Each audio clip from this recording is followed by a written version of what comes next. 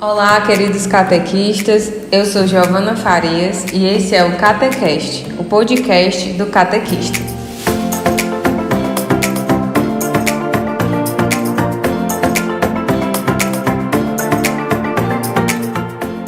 Hoje nós vamos falar do 7º encontro, a revelação da ternura de Deus na criação.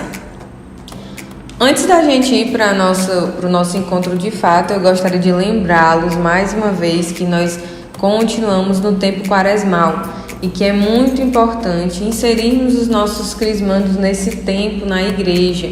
É importante que eles comecem a viver desde agora, se eles já não têm esse costume, ter essa boa vivência, do tempo quaresmal e de todos os outros tempos que a igreja for vivendo durante esse percurso de crisma, para que eles possam levar isso para a vida deles. A quaresma ela antecede o mais importante tempo da igreja, o mais importante evento dentro da igreja, por assim dizer, que é justamente o domingo da ressurreição. Nós temos a quinta-feira do lava-pés, a sexta da paixão, o sábado de aleluia, até chegar no domingo da ressurreição. E para inserir nossos crismandos nesse mistério pascal, nós precisamos, desde agora, já inserindo eles nesse tempo quaresmal. Eu falei sobre isso nos catequestes passados, então vocês podem ver lá e pesquisar nos outros catequestes, porque eu confesso a vocês que eu não lembro mais em qual eu falei especificadamente sobre isso, não sei se foi pelo 4º ou pelo 5º, foi por ali, sobre o que o Papa diz nesse tempo, como é que a gente orienta os nossos crismandos. Então você volta lá nos outros catequestes e dá uma olhadinha do que já foi dito, porque vale muito a pena a gente sempre estar batendo nessa tecla, tá levando eles a fazer uma penitência, a viver a caridade, a oração, o jejum, a penitência, a esmola, todas essas coisas. Bom, dito isso, vamos ao nosso encontro de hoje. Uma das coisas que é a revelação da ternura de Deus na criação. Uma das coisas que eu tenho percebido é que desde o encontro passado, do 6º encontro, e agora no 7º, nós vamos ter ainda o 8º, o 9º e o 10º, que falam sobre o amor de Deus. O amor de Deus por nós, o amor de Deus pelos nossos crismandos, pela humanidade. Então é muito interessante que em cada encontro a gente compreenda que é a isso que nós estamos levando os nossos crismandos, a uma experiência com o amor de Deus. Por isso que eu resolvi separar esse catequeste em duas partes, por assim dizer, em duas leituras.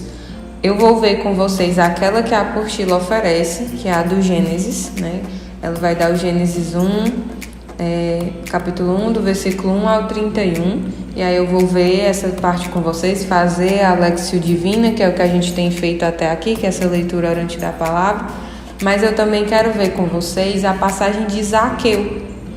A passagem de Zaqueu é muito conhecida por nós, graças a Deus.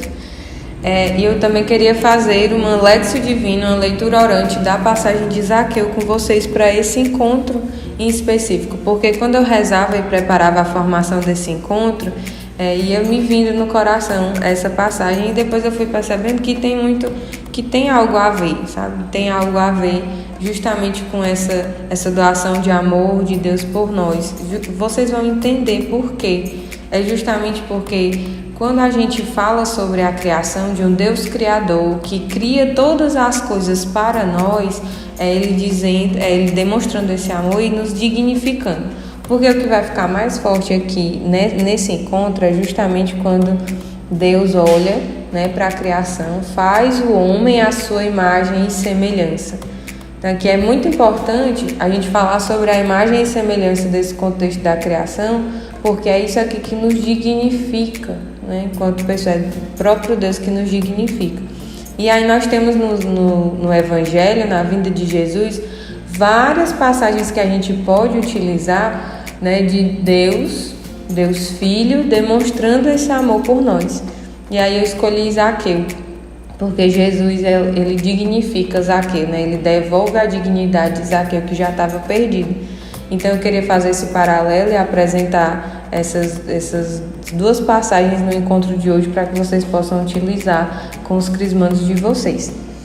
Indo aqui mais diretamente para a apostila, nessa passagem.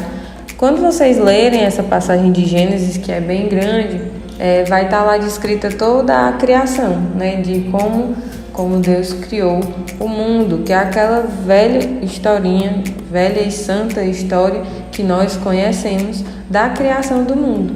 No princípio, Deus criou o céu e a terra, né, que faça-se a luz, e a luz se fez, todas essas coisas. Nós já sabemos, né, que Deus foi fazendo, lá na história do Gênesis, ele vai que haja luz, depois chama a luz de dia, a escuridão de noite, e aí a gente vai ver cada um dos passos, né? O primeiro dia que Deus criou, do segundo até o sétimo dia, quando ele descansa. Vocês podem ver calmamente toda essa parte com os crismandos de vocês, da criação, meditar sobre isso, mas é preciso bater sobretudo nessa tecla do façamos o ser humano a nossa imagem e semelhança, que está lá no versículo 26. E Deus disse, façamos o ser humano a nossa imagem e semelhança, a que eles dominem os peixes do mar, as aves do céu, os animais domésticos e toda a terra, e também os bichinhos que se remexem sobre a terra. E Deus criou o ser humano à sua imagem, a imagem de Deus, ele o criou, macho e fêmea os criou. Deus os abençoou e disse, sejam fecundos, multipliquem-se, encham a terra e a submetam. Eu acho que o ponto mais importante a ser tratado aqui no encontro de Crisma é esse trecho. Você vai mostrar que Deus fez toda a criação para nós e por nós, por amor, uma demonstração de amor. Você vê que Deus vai fazendo todos os detalhes, tudo que a gente precisa e dá de presente ao homem. A última coisa que ele faz é o homem e dá de presente ao homem toda a criação e ainda faz o homem à sua imagem e semelhança. A sua imagem e semelhança. Isso é muito forte. Eu estava lendo um texto que eu achei muito curioso esse texto e eu queria dividir com vocês. Ele diz sobre o fato de que o mundo não serve de nada para Deus, né? De que serve o mundo para Deus? Aí, a gente, se nós olharmos para nós e formos sinceros, né? A gente só tem picuinha, miudeza, né? Pecado e pó. Mas Deus, que não precisava criar, nada obrigava a Deus a fazer o mundo, a criar todas as coisas. Ele assim quis fazer. E ele olha para tudo isso e diz que é bom. Deus olhou, você vê que lá termina, se você continuar a leitura, vai dizer que Deus olhou para todas essas coisas e viu que era bom, porque estava de acordo com a vontade dele. E é só por isso. As coisas são boas porque estão de acordo com a vontade dele. E assim se fez, né? Se você pode até meditar isso com seus crismandos, que quando você diminui o ruído na sua vida e você se retira para algum lugar, vai fazer um retiro espiritual, eu não sei se vocês já tiveram essa experiência de fazer um retiro, né? E de fato de se retirar, de deixar o celular um pouco de lado, as distrações do mundo, do trabalho, e você se recolher em algum lugar em que a natureza é mais presente, você consegue contemplar a Deus. Contemplar a Deus porque você consegue contemplar o Criador na coisa criada, naquilo que foi criado. Nosso coração ele entra assim até no estado de paz, porque sente aquilo que Deus fez por nós, que é toda a criação. E começa a se reconhecer também como criatura. Eu sou uma criatura que sou tão amada por Deus que fui feita à imagem e semelhança de Deus. E só nós, e isso é uma informação importante, só nós somos as criaturas que foram feitas à imagem e semelhança de Deus. Nenhuma outra. Nenhum animal foi feito à imagem e semelhança de Deus. Nem mesmo os anjos que estão no céu foram feitos à imagem e semelhança de Deus. Somos nós e somente nós, filhos amados de Deus Pai, que fomos feitos à imagem e semelhança dele. Tanto que uma das invejas de Lúcifer em relação a nós é exatamente essa. porque nós somos feitos à imagem e semelhança de Deus, né? E os anjos não, né? Lúcifer é o anjo do mal, né? É o demônio, o capiroto, o inimigo de Deus. E a grande inveja de Satanás é exatamente essa. Ele queria ser como Deus, né? Ele queria ser como Deus. Aí é que a gente conhece a história de São Miguel Arcanjo, né? Que vai combater contra o demônio e diz: quem como Deus? Justamente porque era desejo de Lúcifer ser como Deus, ser a imagem e semelhança de Deus. Só que de uma forma bem distorcida. Ele queria ser Deus. E aí Deus vai e dá esse privilégio, né? E dar esse amor a nós, criaturas, meros mortais, pecadores, que não merecemos, dar essa grande graça a cada um de nós, de sermos imagem e semelhança dele. Imagem e semelhança dele. Então, trabalhar aqui com os crismandos de vocês exatamente essa questão da dignidade do homem. Você possui dignidade e sua vida tem valor porque você é a imagem e semelhança do próprio Deus. Nós temos a dignidade dos filhos de Deus. Nós merecemos as coisas do alto, as coisas santas, as coisas boas, a verdade, o bem, a justiça, o amor, porque nós somos criados por amor e para o amor. E aí é que está a dignidade de filhos de Deus. Nós somos cada pessoa, nós aqui, catequistas, os nossos crismandos, todas as pessoas, né, possuem dignidade de filhos e filhos amados. Esses filhos que Deus quis criar um mundo, né, para eles, para nós. Nós somos esses filhos dignificados. E é aqui que se revela o amor de Deus. E é mais ou menos sobre isso que a apostila quer falar, né? Dessa dignidade de filhos de Deus que nós temos, porque ela quer mostrar esse Deus que nos ama infinitamente, sem reservas e além de qualquer coisa, porque independe de nós. Se nós fôssemos se valer dos nossos méritos para que Deus nos amasse, tadinhos de nós. Então a primeira parte que fala sobre a criação e sobre esse Deus de amor que cria todas as coisas por nós e que é mais ou menos aonde a apostila vai se orientando, o ponto mais importante, mais crucial é esse mesmo, que é a ser trabalhado e batido bem nessa tecla, né? Já fica aí a dica. Vocês podem falar também, e isso é só a título de curiosidade mesmo, que eu ouvi certa vez e isso abriu minha mente para muitas coisas, né? Você vê que a Bíblia vai contando sobre a criação, né? De como Deus criou o mundo no primeiro dia, no segundo dia, no terceiro dia, e o que ele vai dizendo, vai fazendo. Uma vez eu ouvi sobre isso e eu achei bem interessante, que as pessoas às vezes colocam a versão do criacionismo, que é essa da criação que a Bíblia fala, como se fosse algo contrário ao cientificismo, né? Ao que os cientistas dizem de como foi que surgiu todas as coisas.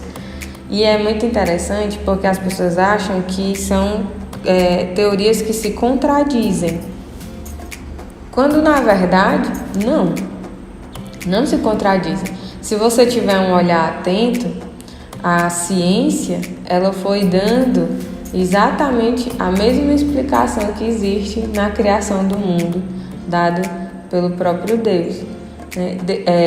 Jesus Cristo, e eu vou explicar para vocês. Jesus Cristo, ele utilizava parábolas, certo? Jesus Cristo utilizava parábolas para nos ajudar a compreender as coisas. E a criação, ela pode ser vista nesse aspecto, né, nesse contexto, como uma espécie de parábola, porque veja, o que os cientistas falam? Que o mundo surgiu de uma grande explosão, o Big Bang, não é isso? A teoria do Big Bang que a gente aprende, né, lá na escola. E qual é a primeira coisa que fala aqui quando Deus Criador vai criar o mundo? Que haja luz, que faça-se a luz. E o que é a luz, né? Senão essa grande explosão do Big Bang. E à medida que os cientistas vão explicando como as coisas foram surgindo na Terra, por exemplo, eu não sei se vocês lembram, Lá nas primeiras aulas que a gente teve sobre história e geografia, diz que existia, a Terra não era separadinha do jeito que a gente conhece hoje, né? Que tem os seus países, tem seus domínios, e para chegar de um lugar até outro eu tenho que ir, né, de avião ou de navio ou o que quer que seja, porque agora está tudo separadinho e cada país, cada lugar tem o seu território.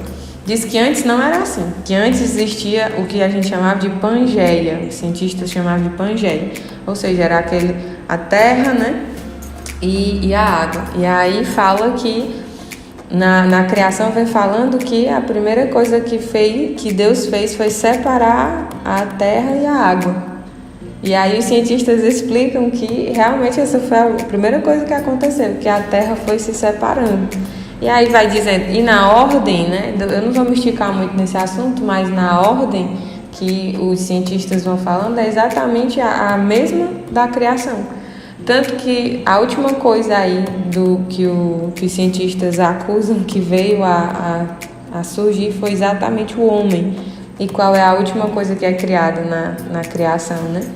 É o homem.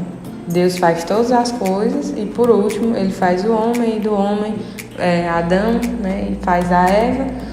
E tipo assim, é como se casasse, né? Aí fala aí dos 7 dias, né? E os cientistas falam de milhões de anos, mas a gente sabe também que Deus é o Senhor do tempo e que um dia para Deus é como 1000 dias para nós, e que, né, o Senhor ele pode atirar uma pedra hoje para acertar, atirar uma pedra ontem para acertar no passarinho amanhã, né? Enfim, porque ele é o dono do tempo. Ele não está... Esse tempo linear que a gente conhece aqui, isso é para nós, meros mortais, né? Deus não, Deus é o Senhor do tempo. Então, assim, é uma curiosidade que vocês podem estar levando para dentro da turma, do encontro, né? Para ir expandindo o olhar dos crismandos sobre isso e entender, né? Que a nossa fé, ela nos leva a compreender o mundo nessa ótica de que Deus é quem faz todas as coisas. E porque de fato Ele é Deus Criador. Mas eu gostaria de falar com vocês sobre a passagem de Zaqueu também, como eu tinha falado lá no início, né? Sobre essa questão da imagem e semelhança, da dignidade de filhos de Deus e do amor de Deus por nós. Isso eu acho que é o principal dessa semana. Não dessa semana, mas desses encontros daqui em diante, desde o passado, que vem falando exatamente sobre o amor de Deus, sobre que Deus nos ama e tudo mais. Eu vou procurar ser breve, né, para a gente não se esticar demais. Mas na passagem de Zaqueu, vocês podem procurar aí na Bíblia de vocês, vocês vão ver, lá em São Lucas 19, do 1 ao 10. Vocês vão ver toda a historinha de Zaqueu, vocês vão ler com os crismãs de vocês, vão falar sobre isso. Como é o resumo? Zaqueu é um homem baixinho, tanto que vai falar aí que ele era um homem de baixa estatura. Jesus estava passando pela cidade de Jericó e ele queria ver Jesus. Como ele não conseguia ver Jesus, lembrando que Zaqueu era um cobrador de impostos, então era um homem muito mal visto pela sociedade, né? Ele muito rico, cobrador de imposto, queria ver Jesus. Como ele não conseguia ver Jesus porque ele tinha essa baixa estatura, ele era pequeno, Zaqueu era muito pequeno, ele subiu em uma árvore para ver Jesus, né? E Jesus vê aquilo ali, percebe o esforço dele, diz: Zaqueu, olha, desce porque hoje eu vou ficar na sua casa. E aí Zaqueu desce com alegria, recebe Jesus na casa dele. A partir daquele encontro com Jesus, que aceita, que olha para ele, né, como o dignifica, ele se converte. E naquele momento ele se compromete com Deus a dar metade dos bens dele. Tudo que ele roubou, extorquiu de alguém, ele se compromete a reembolsar 4 vezes mais. Tem várias coisas legais para a gente fazer, ver nessa Lexio Divina dessa passagem, mas vou procurar ser breve. O que é que isso tem a ver com o nosso encontro de hoje? É justamente Jesus que nos dignifica. Nós somos Zaqueu, né, que estamos nos esforçando para ver Jesus, que estamos pelejando assim, subindo em árvores para ver Jesus, ainda que a gente não compreenda, E Jesus nos vê no meio da multidão, vê o nosso esforço. Essa árvore que Zaqueu sobe, né? Essa árvore que Zaqueu sobe, ela pode ser exatamente hoje na vida do crismando, né? A própria crisma, né? E não só a crisma, mas as adorações, né, que têm sido feitas nas missas, a própria Santa Missa, essa intimidade com Deus, a oração, a adoração, a Eucaristia, são essas árvores. Uma coisa muito curiosa aqui é que Jesus olha para Zaqueu e decide ficar na casa dele. Ele quer um pecador público. Nós somos pecadores públicos. Tem muitos pecados que as pessoas não sabem que a gente tem, mas tem muitos pecados nossos que são públicos, né? Nosso egoísmo, nossa avareza, o nosso orgulho, a nossa preguiça. A gente pode passar horas aqui enumerando os nossos pecados. E Jesus, ele não olha para isso. Ele olha para o ser humano que ele criou, que ele ama, que ele quer dignificar. E aí ele não tá nem aí para o que o pessoal vai achar. Tanto que a passagem diz, o pessoal ficou tipo cochichando. Olha, ele vai comer na casa de um pecador. Como é que ele vai para a casa de um pecador? Jesus está sempre nem aí. Ele quer visitar os filhos dele, na casa deles, na intimidade, né? Jesus entrar na casa de Zaqueu significa que Jesus deseja entrar nos nossos corações e transformar a nossa vida de dentro para fora. Tanto que já existia essa curiosidade de Zaqueu de conhecer Cristo, e bastou que ele se esforçasse um pouco para alcançar Jesus. E Jesus fez todo o resto, todo o trabalho. Depois disso foi o próprio Jesus que fez, foi Jesus que quis ir para a casa dele, é Jesus que quer entrar na nossa casa, é Jesus que quer entrar no nosso coração, que quer transformar a nossa vida, que quer nos dignificar, nos tirar dessa situação de pecado e nos fazer homens e mulheres novos, renovados pelo Espírito de Deus, para que nosso encontro com Jesus seja esse encontro de amor tão profundo e tão verdadeiro que nos tire de nós mesmos e nos queira fazer, né? Cause em nosso coração essa vontade de mudança, de não sairmos mais o mesmo. É isso que acontece toda vez que eu me encontro com o amor de Deus. Eu não quero mais ser o mesmo, eu quero ser melhor. Tanto que ele diz, olha, eu vou dar metade dos meus bens. A visita de Jesus na casa de Zaqueu, essa abertura do coração de Zaqueu, que deve ser a abertura do nosso coração, ela é de fato transformadora. Jesus, ele só espera que a gente faça que nem Zaqueu, suba nessa árvore, né? Como quem diz assim, Senhor, eu desejo, me salva. Eu desejo, vem e entra na minha casa, entra na minha vida, que nem a música. Entra na minha casa, entra na minha vida, muda a minha história. É isso que Jesus quer, né? Na liberdade que o Senhor nos dá, nós podemos mostrar para Jesus o nosso interesse, ainda que a gente não saiba direito o que esteja fazendo, ainda que nós sejamos pecadores públicos, ainda que nós saibamos muito pouco e a nossa baixa estatura, o nosso baixo conhecimento, a nossa baixa adesão a Deus e à palavra, né, não nos permita vê-lo logo. Esse esforço da oração, da palavra, da Eucaristia, da adoração, de ver Jesus, ele vê esse esforço, ele reconhece e ele nos chama para nos dignificar, para olhar para nós e dizer, olha, eu não olho para o seu pecado, você é a imagem e semelhança, você é a minha imagem e semelhança e eu vim foi por você mesmo, eu vim foi para lhe salvar, eu vim foi para lhe tirar dessa situação de pecado e trazer vida nova. Tanto que Jesus olha para ele e diz, hoje a salvação veio a esta casa, porque também esse homem é descendente de Abraão, ou seja, você é meu povo, você é meu escolhido também. Eu não vim só para quem já está no caminho da salvação, não, eu vim salvar o que estava perdido. Jesus diz isso para nós somos essas pessoas, essas ovelhas perdidas, né? E ele é o bom pastor que nos conduz ao bom caminho. Justamente por quê? Porque nós somos esses filhos dignificados, esses filhos amados por Deus, que são a imagem e semelhança dele. Fazer Lexio Divina é um negócio que, além de muito legal, é muito curioso também. Tem algumas traduções, que não é o caso da Bíblia Pastoral que os crismandos de vocês têm, mas vocês podem levar isso para dentro do encontro, que fala que Zaqueu subiu num sicômoro. Não fala que Zaqueu subiu numa árvore, fala o nome da árvore, diz que é um sicômoro. E por que isso é importante, Giovana? É só o nome da árvore. É importante porque nada que tem na Bíblia é em vão. Sicômoro é uma árvore que dá esse fruto, né? Esse fruto. O fruto dessa árvore, do sicômoro, ele não pode ser comido direto do pé. Você não pode tirar, né, a fruta e comer diretamente, porque ela é mortal, ela pode lhe levar à morte.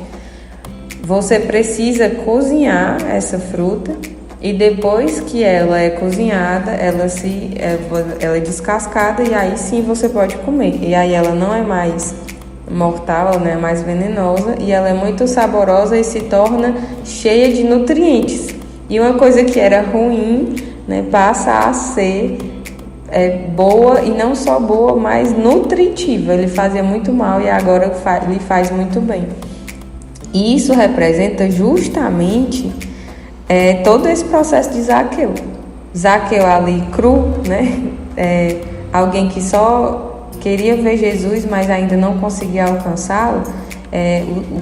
Ele de forma ali crua, nós com os nossos pecados, a gente faz mal aos outros e a nós mesmos.